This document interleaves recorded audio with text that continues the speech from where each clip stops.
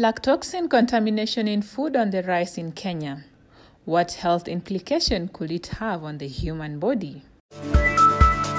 Kenyan University's state of security is unwanting. How safe are our children at the learning institutions? Digital is the way forward for the world. The digital transformation at workplace in the environment. Live from I-24 Newsroom, my name is Yara Jakdem. We welcome all our viewers from Nairobi and across the world. This is the Specs News. We shall be with you for the next 30 minutes. Be sure to stay tuned.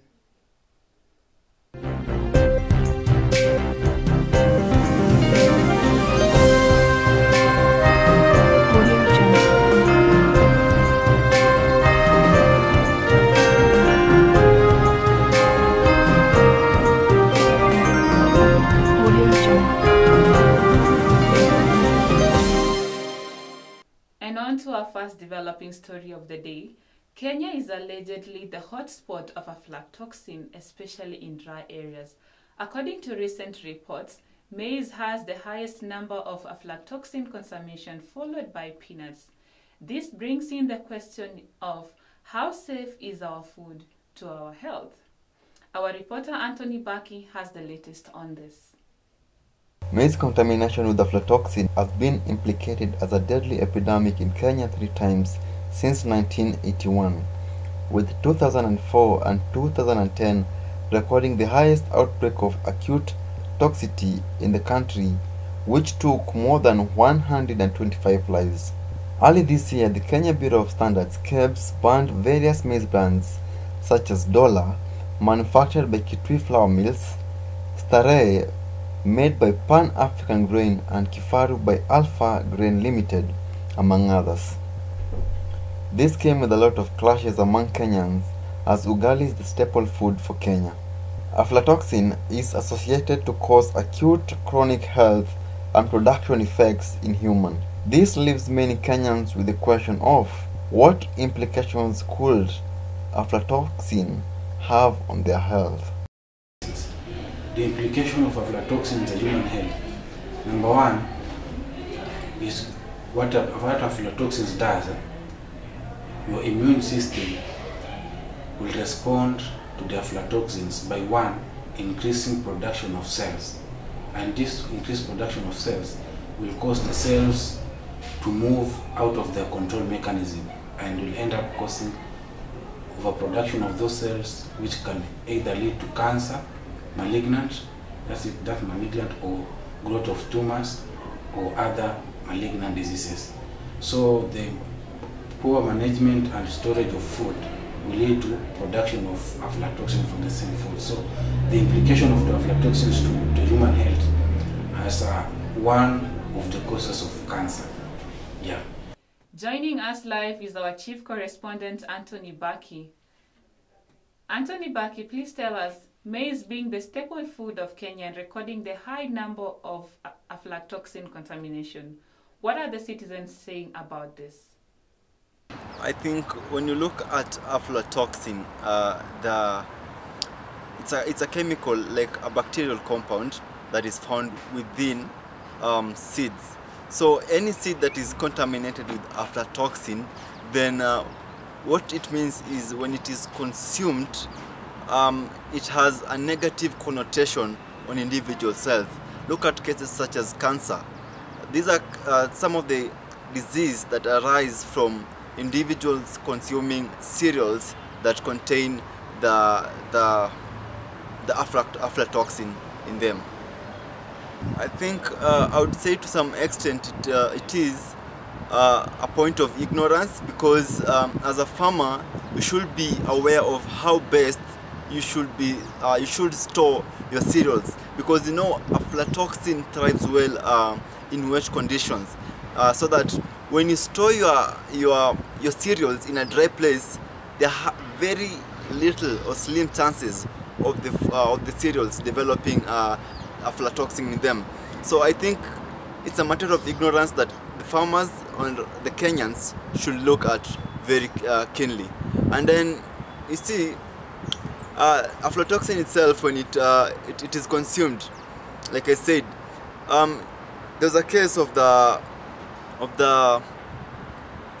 there was a case of the government board trying to look into the cereals that contain aflatoxin, and you realize that there are quite a number of companies producing cereals or even grains that were caught up within that line of products they produce containing high number of aflatoxin. All right, thank you so much. That was our chief correspondent, Anthony Baki. And now we move on to our experts. Joining us in studio is Madam Sarah Wairimu. She's a nursing profession for the last 20 years and also a lecturer at Daystar University, currently teaching in the School of Nursing. Madam Sarah, welcome on board. So tell us, what is this aflatoxin, considering the high numbers that we've been seeing in the news with the records of aflatoxin? Help us to understand aflatoxin. Normally, aflatoxin is produced by a fungi. So if you understand fungi, there are many types of fungi, but mainly it's a substance produced by fungi when there is moisture. And most of the fungi that produces that aflatoxin is called aspergillus. That's the name of the main fungi that produces aflatoxin. Okay, Madam Sarah, how can a common mwananchi identify the presence of aflatoxin in the food, or rather in the things that we consume?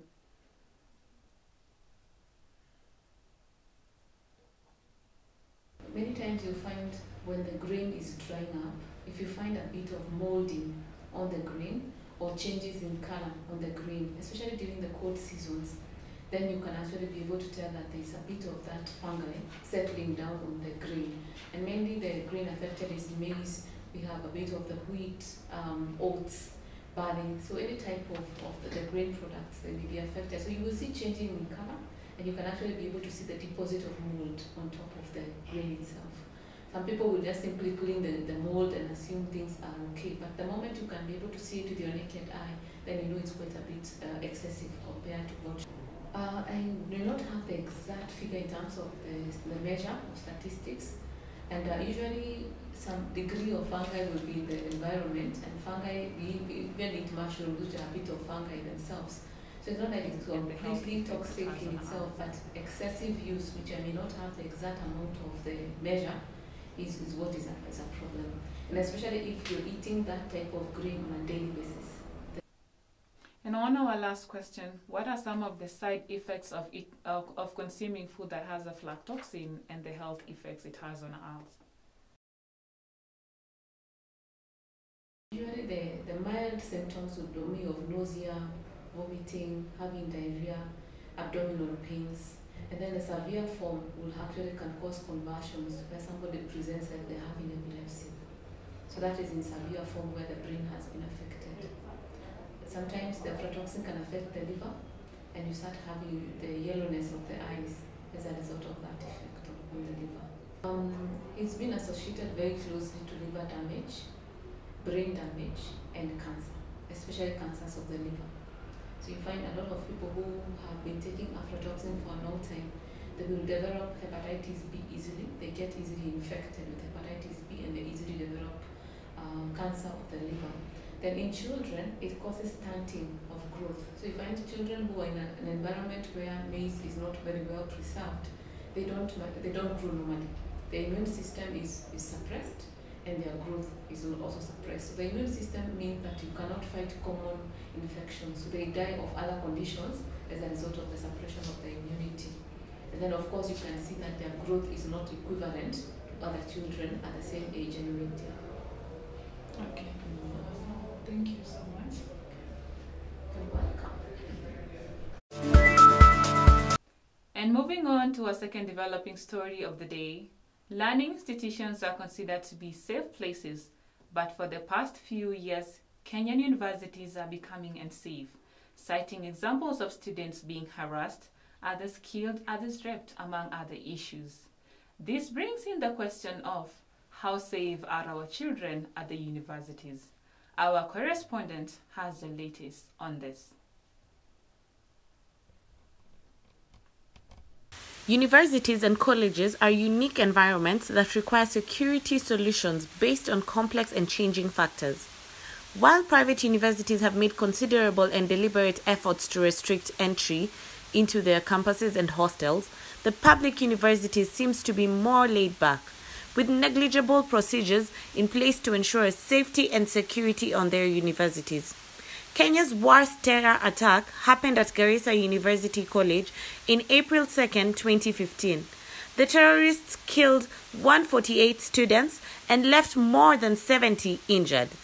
Many cases of student safety have been reported in various institutions such as Jomo Kenyatta University, Masinde Muliro University, and among other universities that have faced various cases of sexual harassments, students being killed, which raises the question of student safety at the university. In institutions like of Highland, like JCOT, we have what we call difficulties when it comes to what we call student safety. Like students are not safe from the society itself and the police. Recently, what we call, you have seen after the demonstration, what happened to one of our colleagues here in JCOT. The police, what they call, Well, yes, I think so. Because if you take institutions like Daystar, Strathmore, Kwaya, UN, they have up-to-date security in that they have security guards in all places, where you will not enter the school or the institution without being frisked, searched, asked for a student's ID and things like that. Like for me, Nico Daystar, and I think security there is good. Yeah, if you go somewhere like technical, security is bad because so many things have happened in that school. Yeah, so many bad things have happened in that school. Yeah. Okay, thank you. Thanks. Despite learning institutions claiming to have beefed their security, the question many ask is what makes their walls porous to attacks. I'm Lynn Cherono, reporting for Specs News. Joining us live in our studio is retired Major Stephen Lecorn. Served in the military for 12 years and is currently the Security Operations Officer at Daystar University. Welcome on board, Stephen Lecorn.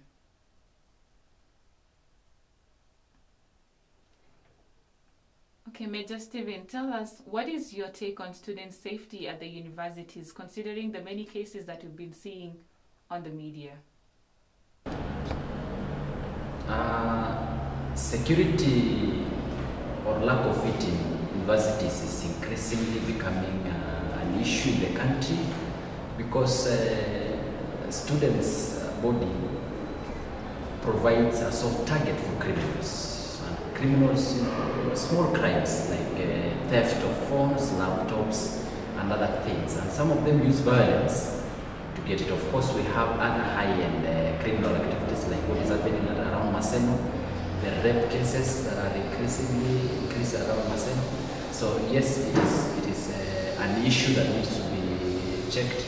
But on the issue of security people or agencies mistreating students, that is not allowed. That is not. It's not anywhere in the training. That's an isolated case by an individual, and I think the government has taken the right steps by interdicting or making them punished in their career. So what measures have the universities put in place to ensure that students are safe at the learning institutions? Record. Shit. vizuri. Rekodi yote. Hii lazima tutumie online.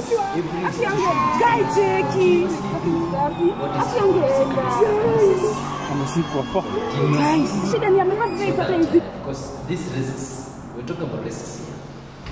Risks mutate. But the first thing is that we need to have security audits or security risk analysis. Then now we come up with measures that are focused on meeting the students at the safety needs. One of those measures, of course, we need to control access to universities. We need again to have good surveillance system, but above all, we need to have a good response system in place, from internal and from external. And lastly, as a security personnel, what is your take on the incident that the students actually are being harassed by the people that should be protecting them? Security is an amorphous thing, but it's done in different levels. So, if you're talking about the managers of security, their main role is to put policies in place, procedures in place that makes sure that they are focused to ensure safety and security or a secure environment, putting procedures in place. But then when you go down to the lowest level, to the shaft of the spear, that is what we call them, the guards, those who are standing at the main gate, their role is to enforce the procedures as envisioned by the manager of any institution, for example, university, the managers of security, through the VC's blessings, they come up with procedures and policies. Then at the lowest level, the security guards then they enforce those particular procedures. All right, thank you so much, retired Major Stephen Lecon. We appreciate your time in the studio. All right, we take a very short break. Be sure to stay tuned if you want to find out how digital transformation at workplace is progressing. Stay tuned on I24 TV Newsroom. This is the Spets News. Indomie, Kenya's most loved noodles. Rahisi na haraka kuitayarisha. Kwa dakika tatu pata mlo mtamu. Chicken flavor, beef flavor utapenda. Ni rahisi kutayarisha. Kwa dakika tatu tu. Tamu sana. Indomie, furahia na jamii yako. Indomie, okoa dakika masaa yako. Indomie. Welcome back to I24 TV. This is the Spets News. For those who just joined us, welcome. And moving on to a developing story of the day, the workplace is becoming more flexible with digital transformation. Businesses have flourished and workers have become more flexible. This has created a conducive environment for working.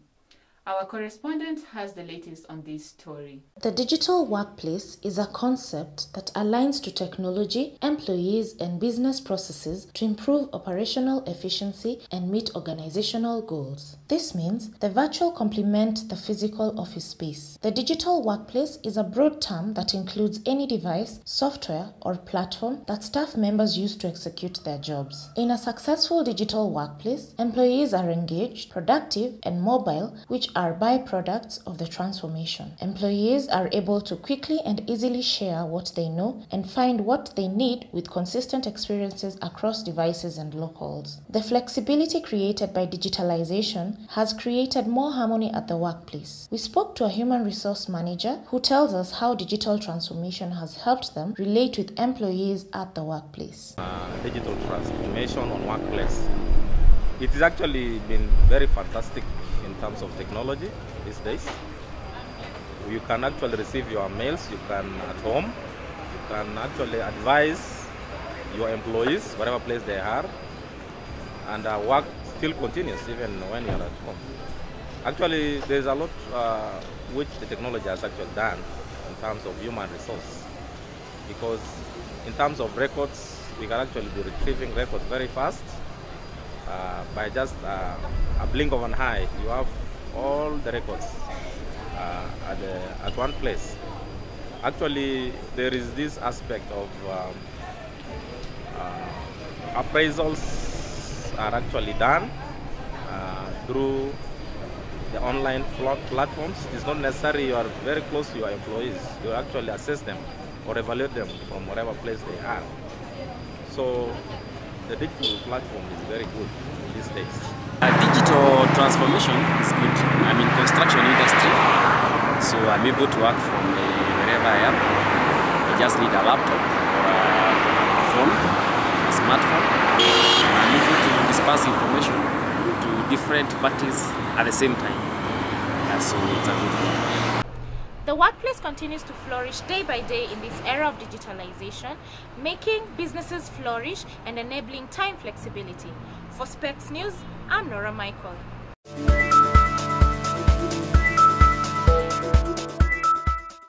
And that brings us to the end of our broadcast today. Thank you for staying tuned. But before I leave, I would like to leave you with a simple quote that says, sometimes you win and sometimes you learn. It's not every time that you make everything perfect. Until next time, I've been your host, Yar Ajakdeng. Do have a great day.